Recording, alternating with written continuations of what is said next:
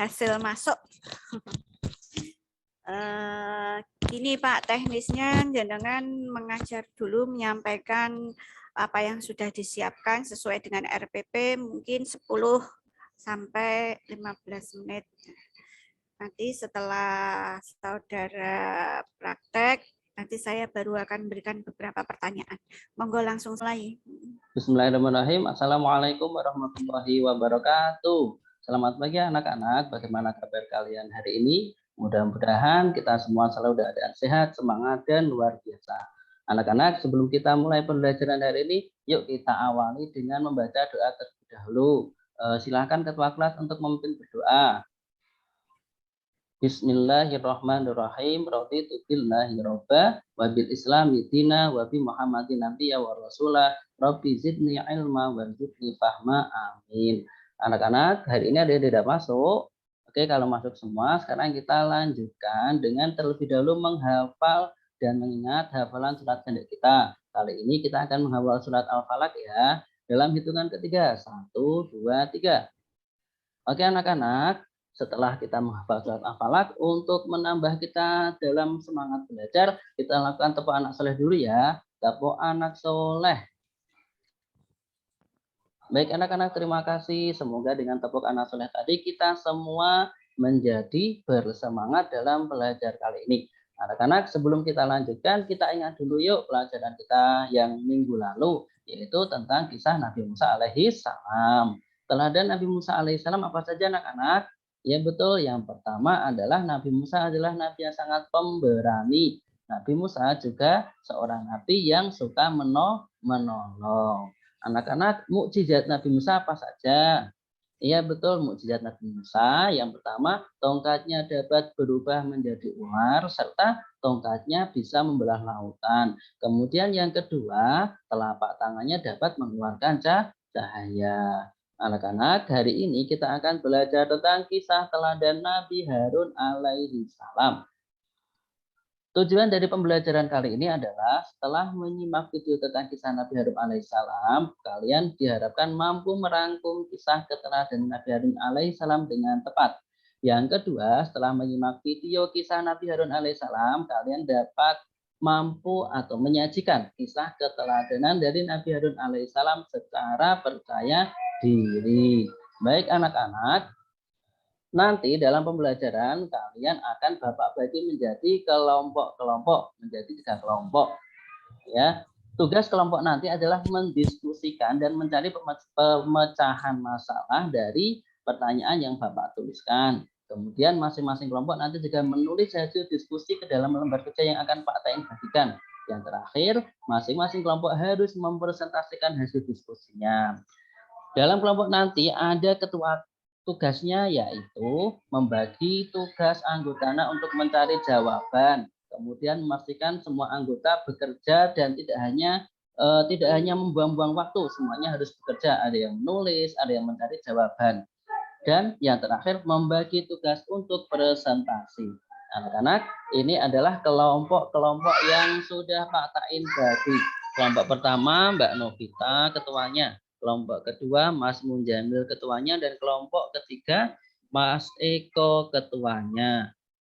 Anak-anak, apa saja yang akan kita cari dari kisah Nabi Harun ini? Yang pertama, siapakah Nabi Harun alaihissalam itu? Kemudian yang kedua, bagaimana kisah Nabi Harun alaihissalam saat ditinggal oleh Nabi Musa berkholwat ke Gunung Sinai? Yang ketiga, apa sajakah teladan Nabi Harun alaihissalam yang bisa kita contoh dan bagaimana cara meneladani sikap terpuji Nabi Harun alaihissalam? Oke, anak-anak sudah paham ya? Kalau begitu sekarang silakan anak-anak membagi dan berkumpul menurut kelompoknya masing-masing. Ayo cepat-cepat. Baik anak-anak, sebagai pendahuluan akan Bapak sajikan kisah tentang Nabi Harun melalui YouTube. Simak videonya ya. Oke anak-anak, setelah kalian menyimak video YouTube tadi, silahkan kalian jawab pertanyaan-pertanyaan yang Bapak ajukan tadi. Kemudian tulis jawabannya di lembar kerja yang sudah Pak Tain bagi. Kalian juga bisa mencari jawabannya di buku paket atau buku modul yang kalian bawa. Oke anak-anak, waktunya sudah cukup untuk berdiskusi, sekarang waktunya presentasi. Dimulai dari kelompok satu dulu. Silakan teman-temannya diajak untuk maju ke depan, diperkenalkan, kemudian dibacakan hasil diskusinya. Ayo kelompok 2 lanjut. Iya betul, kelompok 3 sekarang. Oke anak-anak, setelah selesai presentasi, sebelumnya beri tepuk tangan dan beri semangat untuk kalian semua. Nah, setelah kalian presentasi sekarang, yuk kita sebutkan bareng-bareng tentang pembelajaran hari ini. Siapakah Nabi Harun alaihissalam itu?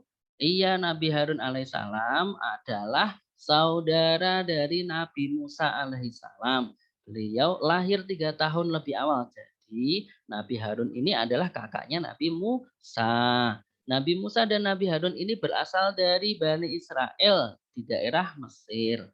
Sifat teladan Nabi Harun alaihissalam yang pertama adalah santun dan setia. Kemudian sifat yang lain yaitu lemah lembut, suka menolong, tegas, berani, dan fasih. Ya Nabi Harun ini adalah Nabi yang sangat fasih. Oleh karena itu beliau mendampingi Nabi Musa alaihissalam dalam berdakwah kepada Bani Israel terutama kepada Raja Fir'aun.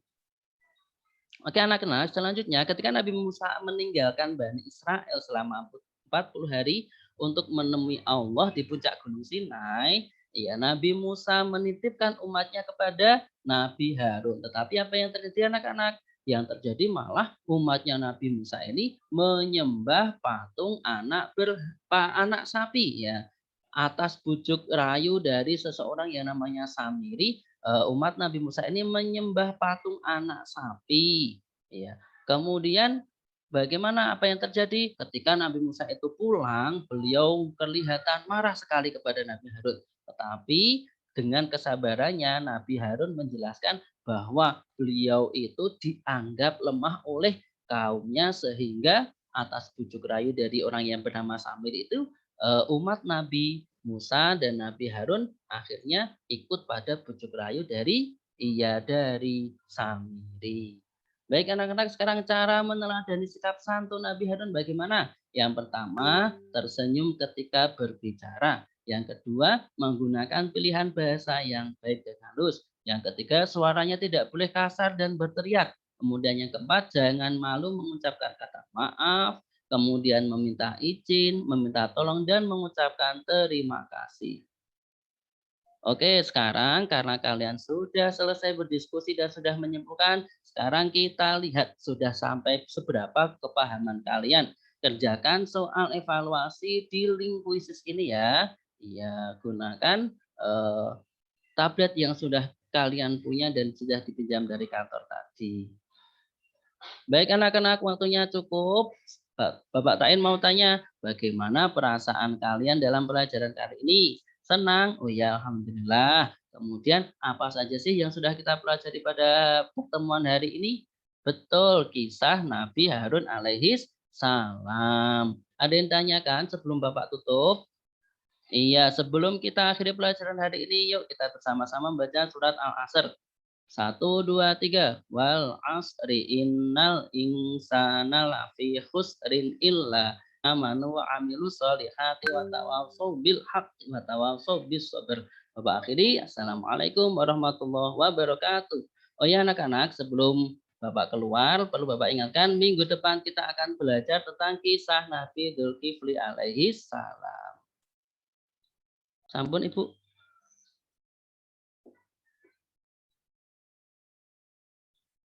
Halo, sampun Ibu. Pelajaran hot itu. Pak Nastain, saya menjawab. Oh iya Pak, saya bilang ya Pak Nastain. Iya. Ya, ini. Saya menggunakan model pembelajaran problem based learning, Bu. Ya, problem based learning itu langkahnya seperti apa Pak? Ada 5 langkah. Yang pertama, mengorientasi atau menggiring peserta didik menuju masalah atau pertanyaan-pertanyaan. Yang kedua, mengorganisasi peserta didik untuk berkelompok atau mencari jawabannya baik itu individu maupun kelompok. Yang ketiga, membantu peserta didik untuk mencari solusinya. Kemudian yang keempat, menyuruh atau mengembangkan peserta didik untuk presentasi. Yang terakhir, menganalisis secara bersama-sama dan mengadakan evaluasi, Bu. harusnya. Coba jelaskan pengembangan teori taksonomi Bloom itu kaitannya dengan pembelajaran HOTS. Oke, taksonomi Bloom itu ada 6. Kalau berkaitan dengan kognitif ya, berkaitan dengan kognitif atau pengetahuan. Pembagiannya yang pertama itu pengetahuan, kemudian pemahaman, kemudian aplikasi, kemudian analisis, kemudian sintaksis, dan terakhir evaluasi. Ini RPP-nya yang buat Pak Nastain sendiri apa memang dari sekolah itu sudah ada, jadi jenengan tinggal ambil aja atau bagaimana? Saya buat sendiri, Bu. Oh, buat sendiri. Ya. Kemudian dalam pembelajaran ini kan saudara membuat LKPD ya. Mungkin apa saja kesulitan-kesulitannya untuk mengembangkan LKPD? Kalau LKPD yang untuk KKI 4 itu kan kita hanya membuat pertanyaan singkat, Bu. Jadi nanti siswa yang menjabarkan secara lebar. Tapi untuk yang pengetahuan kan harus mengaitkan dengan C4 dan setelah itu pertanyaannya kan kita harus mengaitkan dengan situasi dan kondisi yang nyata dialami oleh siswa. Nah, untuk mencari permasalahan dan mengaitkan dengan ke situasi siswanya itu yang agak kesulitan, Bu, karena kita kan materinya adalah cerita, jadi cerita Nabi itu kisah fiktif, jadi kalau mengaitkan dengan hal nyata atau mengaitkan dengan kejadian yang dialami oleh peserta itu agak kesulitan, Bu. Ya, makanya saya tanyakan, biasanya kan kesulitannya rata-rata memang di sini kan gitu. Ya, terus jenengan sudah banyak melakukan inovasi-inovasi ya dalam pembelajaran ya. Apa saja inovasi yang sudah jenengan lakukan? Selama ini dari awal pandemi itu saya sudah mencoba membuat link YouTube, walaupun yang subscribe-nya sampai sekarang cuma 51, mungkin itu hanya dari siswa. Kemudian untuk pembelajaran di kelas kita juga menggunakan presentasi melalui PPT, Bu. Karena kita kan basisnya adalah daring, jadi kita menggunakan WA group saja. Kita dulu sudah pernah mencoba untuk menggunakan link Zoom, tetapi respon dari siswa mungkin karena keterbatasan kuota atau sebagainya hanya sedikit sekali yang bisa mengikuti Zoom. Akhirnya kita membagikan soal atau membagikan materi hanya melalui link YouTube ataupun melalui PPT yang kita bagikan melalui WA group. Dan responnya sudah 50% lebih. Kalau melalui WA group sekitar 90%. Oh, tapi sudah, kalau kalau Zoom itu enggak ada 50%, Bu. Oh ya, terus dalam mengembangkan media pembelajaran jenengan tidak mengalami kendala ya? Alhamdulillah sampai sekarang tidak mengalami kendala dalam pembuatan video di YouTube. Tapi gitu untuk belum tahu bagaimana caranya supaya subscribe-nya itu banyak, itu belum tahu. Hanya terbatas siswa dan orang tua. Ya. Jadi dengan pembelajaran daring itu ada hikmahnya, guru menjadi lebih kreatif kan ya untuk mengembangkan media dan sumber belajar. Kalau sebelum pandemi tidak pernah menggunakan seperti ini mungkin ya. Belum. Kayak media-media itu paling pakai LCD saja ya mungkin. Terus dalam implementasi pembelajarannya itu yang berbasiskan pada reflective thinking-nya seperti apa? Maaf, Bu, kurang paham dengan pertanyaan. Ya, maksudnya kan kalau dalam HOTS itu kan kita harus mengintegrasikan antara kemampuan critical thinking, creative thinking, reflective thinking, ya, decision making dalam kegiatan pembelajaran itu ya. Lah, terus untuk reflective thinking-nya itu implementasinya dalam pembelajaran seperti apa gitu? Berarti kita meminta siswa untuk menyimpulkan dari pembelajaran yang sudah dilakukan. Ya, berarti udah jangan lakukan kan itu maksudnya. Ya, maksudnya yang saya tanyakan itu reflektifnya seperti apa kan seperti itu. Oke. Kemudian menurut jenengan kemampuan-kemampuan apa yang harus dimiliki oleh guru dalam mengembangkan pembelajaran yang hot ini? Yang pertama itu dan yang paling penting itu kemampuan untuk bisa mengaitkan itu Bu, karena kita itu kita hanya terpaku pada teks saja, jadi untuk mengaitkan dengan kejadian real yang dialami siswa itu kita perlu menggali lebih dalam kemampuan kita dalam hal itu Bu. Hmm. Terus Pak Nastain, apa saja yang sudah Anda siapkan Pak untuk menjelang kompre ini, untuk menyiapkan ujian kompre, apa yang sudah Anda siapkan?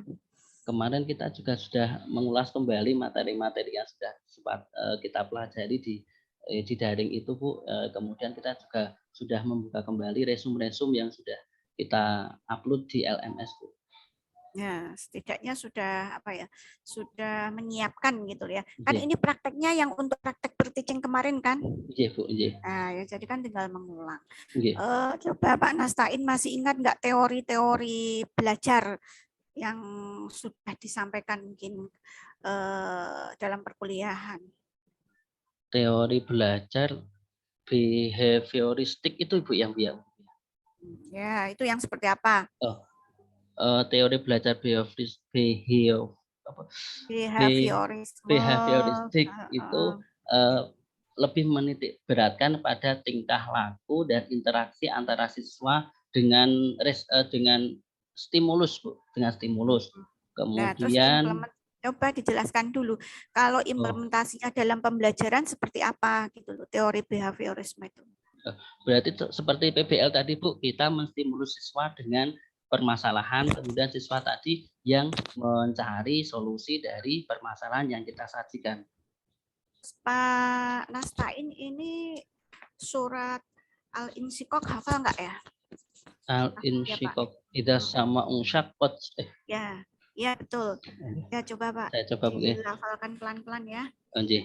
A'udzu billahi minasyaitonir rajim. Bismillahirrahmanirrahim.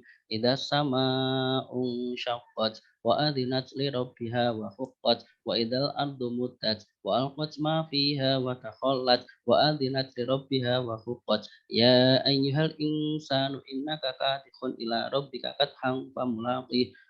Fa'amma man utiya kitabahu biyamini fasaufa yuhasabu hisaban yasira wa yanqalibu ila ahlihi masrura wa amma man utiya kitabahu wara'a dhahri fasaufa yad'u subura wa yasla sa'ira innahu kana fi ahlihi masrura innahu dhanna an lan yahura bala inna rabbahu kana bihi basira fala uqsimu bisyafaq wal laili wa ma wasaq wal qamari idza tasaq la tarkabunna tabaqan an tabaq fama lahum la yu'minun wa idza quri'a alaihimul qur'anu la yasudun balil ladzina kafaru yukadzibun wallahu a'lam bima yu'un wa basyirhum bi'adzabin alimin illa alladzina amanu wa 'amilus solihati lahum ajrun ghairu mamnun. Ya, alhamdulillah masih lancar ya Pak. Alhamdulillah Bu. Sering jadi imam ya harus hafal lah ya. Kira-kira ini surat Makiyah apa Madaniyah nggih? Al-Insyikok. Makiyah Bu. Ya, betul. Karena yang juz 30 itu ya, ini termasuk surat Al-Makiyah. Artinya tahu Pak, jenengan? Ida Ngapunten Bu dereng ngertos. sakot itu artinya apa? Ida sama itu langit terbelah. Ya sedikit-sedikit ya harus bisa ya. Nah, kalau Al-Buruj hafal Pak? Surat Al-Buruj? Dicoba Bu nggih. Ya. Bismillahirrahmanirrahim. Wassama'i dzatil buruj wal yaumil mau'ud wa syahidin wa mashhud. Qutila ashabul ukhtutin nari dzatil waqud idhum 'alaiha qu'ud wa hum 'ala ma yaf'aluna bil mu'minina syuhud. Wa ma naqamu minhum illa an yu'minu billahil 'azizil hamidil alladzi lahu mulkus samawati wal ardh wallahu 'ala kulli syai'in syahid. Innalladzina fatanul mu'minina wal mu'minati tsumma lam yatubu falahum adzabu jahannam wa lahum adzabul hariq. Innal ladzina amanu wa 'amilus shalihati lahum jannatun tajri min tahtihal anhar. Dzalikal fawzul kabir. Inna batsya rabbika lasyadid. Innahu huwa yubdi'u wa yu'id wa huwal ghafurul wadud. Dzul 'arsyil majid. Fa'alul lima yurid. Hal ataka hadithul junud. Fir'auna wa thamud. Balil ladzina kafaru fi takdzib. Wallahu min waraihim muhit. Bal huwa Qur'anum Majid fi lauhim mahfuz. Nah, Shadaqallahul azim. alhamdulillah. Nanti artinya juga tahu, Pak. Ini satu sekolah guru agamanya cuma satu, Pak. Ada 2, Bu. Ada 2. Oke. Jadi jenengan yang kelas berapa sampai kelas berapa? Kelas 1 sampai Saya kelas 2, kemudian 3B, 4B, 5B, dan 6B. Oh ya, alhamdulillah siswanya cukup banyak ya, Pak. Oke, Bu, lumayan, Bu. Ya sudah, saya rasa ujian sudah cukup ya, Pak ya. Cuman pesan saya tadi, tolong meskipun sudah menjadi guru agama ya berusahalah untuk mendalami materi-materi keagamaan kita ya. Saya yakin kalau hafalan itu ya semua guru udah hafal, tapi kadang maknanya kan kita sendiri masih belum paham gitu ya. Jadi harus sering membuka, harus sering mentadaburinya. Saya rasa cukup Pak, semoga nanti berhasil sampai rangkaian kegiatan PPG yang terakhir sehingga bisa lulus. Amin, amin. Ya, Pak Terima kasih, Bu. Ya, bisa meninggalkan.